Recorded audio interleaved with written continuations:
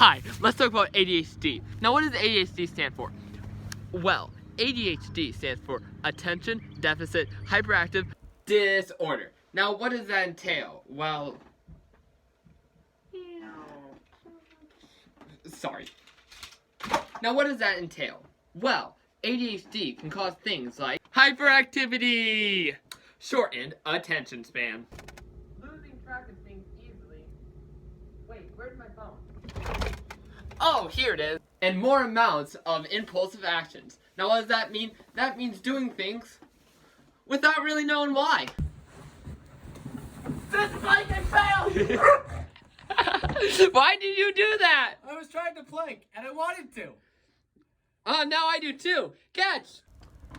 So let's talk numbers.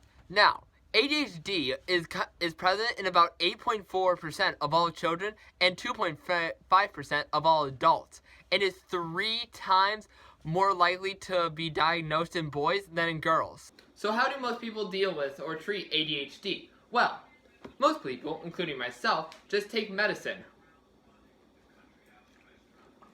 Common brand of medicine for this is Focalin, the one that I take, and Adderall. Another way that people can treat or deal with ADHD is by going to therapy and learning different practices that can help and keep ADHD under control.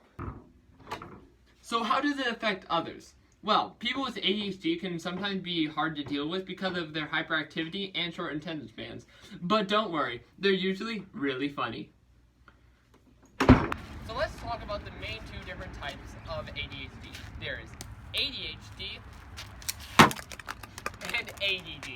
Now the difference is all in the name. Attention Deficit Hyperactive Disorder and Attention Deficit Disorder. But that doesn't mean that a kid with ADD can't be a little bit more hyperactive than the average knife in the box. Ah! Ow!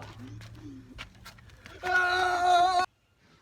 So what should everyone know about kids with ADHD and ADD?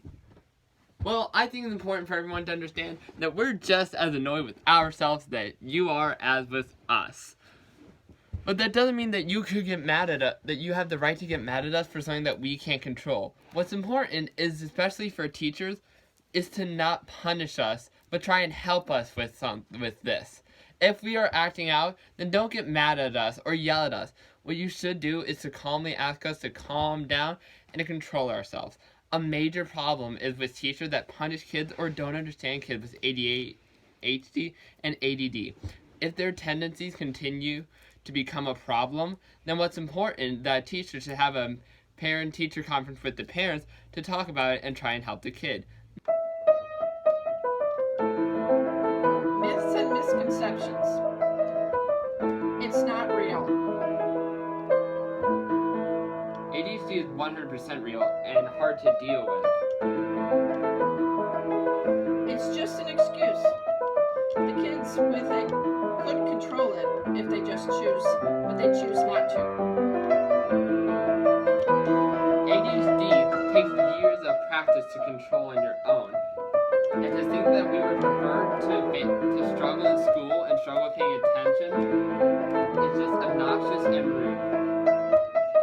You guys get distracted by squirrels. That's just rude. There's one last thing I'd like to talk about before the end of the video, and that is self-diagnosed ADHD. Self-diagnosed ADHD is a huge problem in today's world. Claiming to have ADHD when you really don't is rude and offensive to the people who truly do suffer from ADHD. Not only does it make ADHD look less serious, it also greatly affects the treatment for those people who have it. Many times their condition is not taken seriously and therefore is treated less seriously. If you actually do think you have ADHD, talk to your doctor.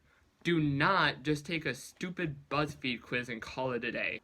What I'd like people to take away from this video is that ADHD is a serious mental condition and can cause things like shortened attention span and hyperactivity.